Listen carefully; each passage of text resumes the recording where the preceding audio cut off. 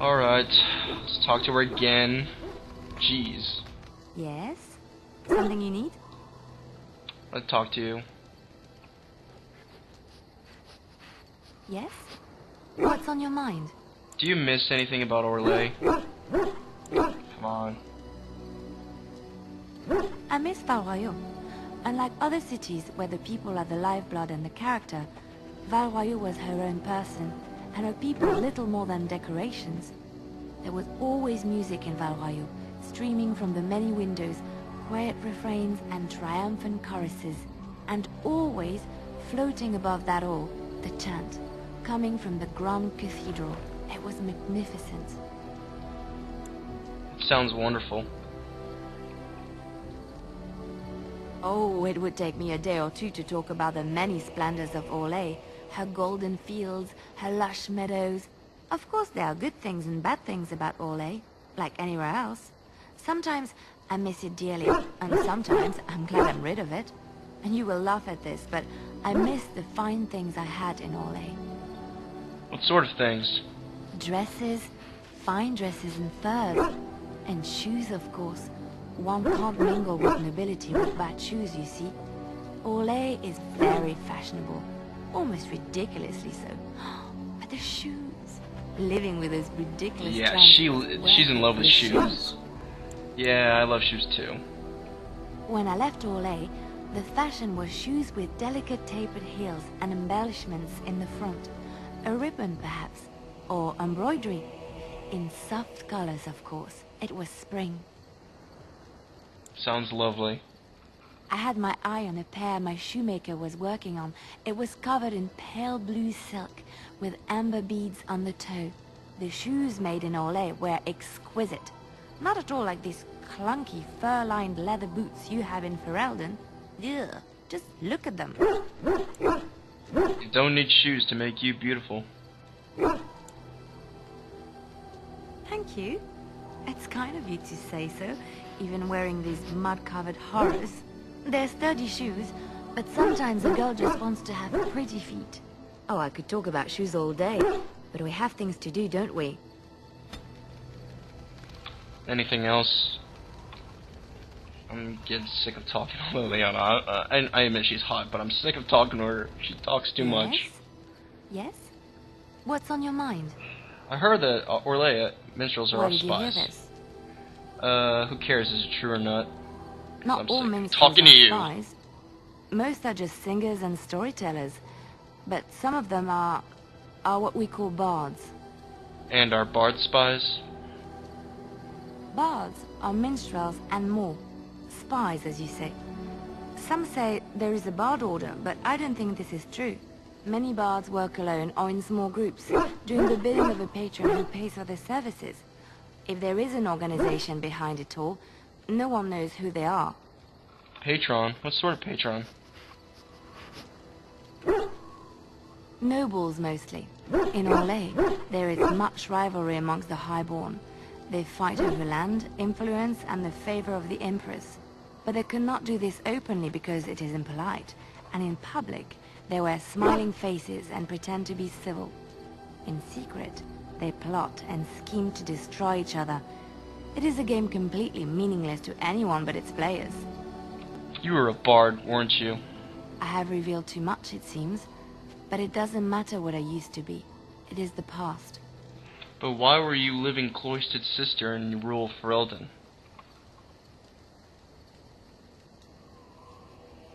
I found myself in Ferelden, and sheltered from bad weather in the Chantry. And when the storm passed, I just did not want to leave. I like to see the Maker brought me here. She's hiding something, and I'm gonna find out soon. Let's just go over there. Oh. Yeah, now I can teach others to be bards. Yes? Yes? What's on your mind? No, nothing, never mind. Let's talk to Alistair. What do you need? I want to ask you something. Ask away. Tell me about the Grey Wardens. Such as they are. Who are the nearest Grey Wardens from here?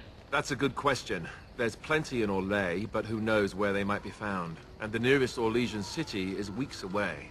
If we go north and cross the sea, There's bound to be some in the free marches. Again, however, I just don't know where. I don't know anything about Grey Wardens in other lands. Is there a headquarters somewhere?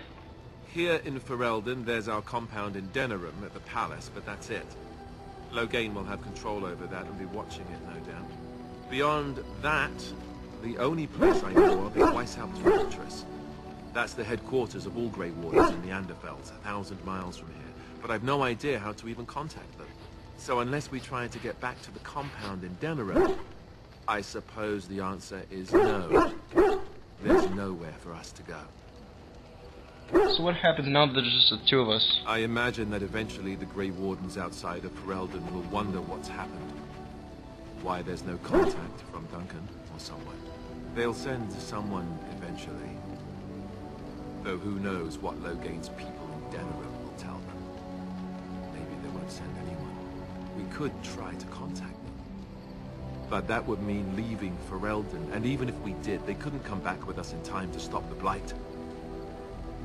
So that means whatever happens, it's up to us. We will need to start rebuilding the Order. I mean, eventually we would have to use the joining to make more Grey Wardens, right? But I don't know how to do the joining, or what's involved. I know it involves lyrium and some other magic, and that it's really difficult to prepare, but that's it. Unless we can find out more about the joining, I guess we better get used to the idea that there might only be two of us for now. Until more come from elsewhere. What will happen if we just left? Just left? You mean just left Ferelden? I don't know. If there's an archdemon, however, we're supposed to be the only ones who can defeat it. And that means the Blight would grow unchecked. Eventually, other Grey Wardens in Orlais and other lands would hear about it, and they would come to fight it, but they wouldn't come in time to save Ferelden. There's no way. I'm not going anywhere. Alright, that's enough. About the Grey Wardens, anyhow. Fair enough. What do you need? Ask away. How'd you become a Grey Warden? Same way you did. You drink some blood, you choke on it, and pass out. You haven't forgotten already, have you? Haha, very funny. I do my best. What can I say? Let's see, I was in the Chantry before. I trained for many years to become a Templar, in fact. That's where I learned most of my skills. You don't seem like the religious sort. You're telling me I was banished to the kitchens to scour the pots more times than I can count. And that's a lot. I can count pretty high. The Grand Cleric didn't want to let me go. Duncan was forced to conscript me, actually, and was she ever furious when he did. I thought she was going to have us both arrested. I was lucky. Do you think Duncan took pity on you? I don't know. Maybe. When he came looking for recruits, I just remember praying fervently to the Maker that he would pick me. I'll always be thankful to Duncan for recruiting me. If it hadn't been for him, you know, I wouldn't have. I'm sorry. No, it's... I'm sorry. I shouldn't be. It's fine. He died a hero. They all did. Come on, let's go. I think I'm done talking. I feel sorry for Alistair. I mean, Duncan really meant... What do you need? Ask away. He was like a father to him. So Arleman raised you? Oh, did I say that? I meant that dogs raised me. Giant slobbering dogs from the Anderfelds. A whole pack of them, in fact. That's not what I remember you telling Plymouth. Well, if you're going to go and pay attention to the facts, then fine. Let's see, how do I explain this? I'm a bastard. And before you make any smart comments, I mean the fatherless kind.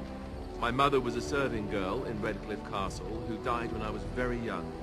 Arleman wasn't my father, but he took me in anyhow. He put a roof over my head.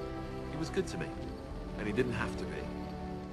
I respect the man, and I don't blame him anymore for sending me off to the Chantry once I was old enough. Why did he send you off to the Chantry? Arleman eventually married a young woman from Orlais, which caused all sorts of problems between him and the king because it was so soon after the war. But he loved her. Anyhow, then you, Alistair, resented the rumors which pegged me as his bastard. They weren't true, but of course they existed. The Jarl didn't care. She did. So off I was packed to the nearest monastery at age 10. Just as well.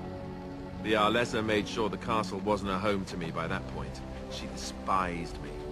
You're probably luckier than most orphans. I suppose you're right. I wasn't raised as the Jarl's son, though, if you're picturing that. I slept in hay, out in the stables, not on silk sheets. I remember I had an amulet with Andraste's holy symbol on it.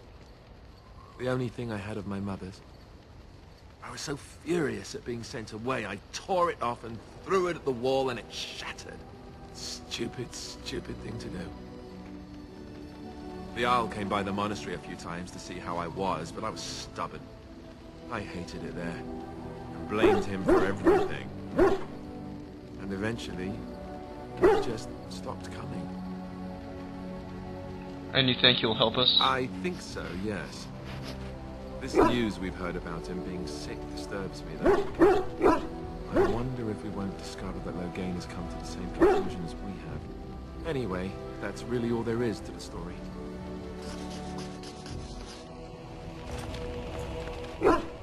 What do you any need? more conversations? Ask away. Why have you remained a Templar if you hated the Chantry? Have you seen the uniform? It's not only stylish, but well made. I'm a sucker for good tailoring. In that case, you should have become a mage. Oh, you aren't kidding.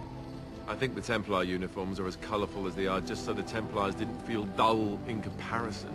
Last thing you want when you're about to take down some Maleficar out in the woods is to have him point and laugh at your taste in clothing, am I right? And what's the real reason?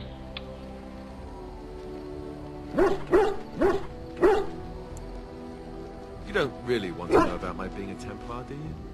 It's really quite boring. I do. I really want to know. Poke, poke, poke. Tell me everything about your life, Alistair. All right, if you insist. It's not like we have anything better to do, right? The truth of the matter is that I did hate going to the monastery. The initiates from poor families thought I put on airs, while the noble ones called me a bastard and ignored me. I felt like Al Eamon had cast me off, unwanted, and I was determined to be bitter. But I took some solace in the training itself, I guess. I was actually quite good at it. Enjoyed hunting mages, did you? No, I never got that far. I mostly learned about discipline, and training my mind to use the abilities that Templars have. It was difficult, but rewarding. I never really felt at home anywhere, though, until I joined the Grey Wardens. And Duncan felt my Templar abilities might be useful for when we encountered Darkspawn magic, so I kept it up. What about you? Do you have anywhere you consider home? The Circle of Magi has been my home for a long time. But it's not your home anymore, right? You can never go back for good. Yeah, because my friend kicked me I out. understand how you feel.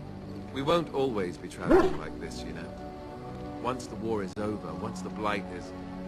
well, a time will come. We'll have to think about having a real home again. Though that seems like a far ways off. And I suppose the Grey Wardens are gone for good. Either way. They can be rebuilt. I suppose you're right. We can create new Grey Wardens, but we'll never get back those we lost. I wonder if it would ever feel the same. Anyhow, now I've sidetracked us. We'd better get back to what we're supposed to be doing right now. Okay What do you then, need? well, let's Ask see if away. there's anything else we can ask them. Such as they are. No. What do you need? Never mind. Alright, so now I've talked to pretty much every companion, including my dog, in the camp. So now let us go and focus on the main tasks. So I will see you guys later.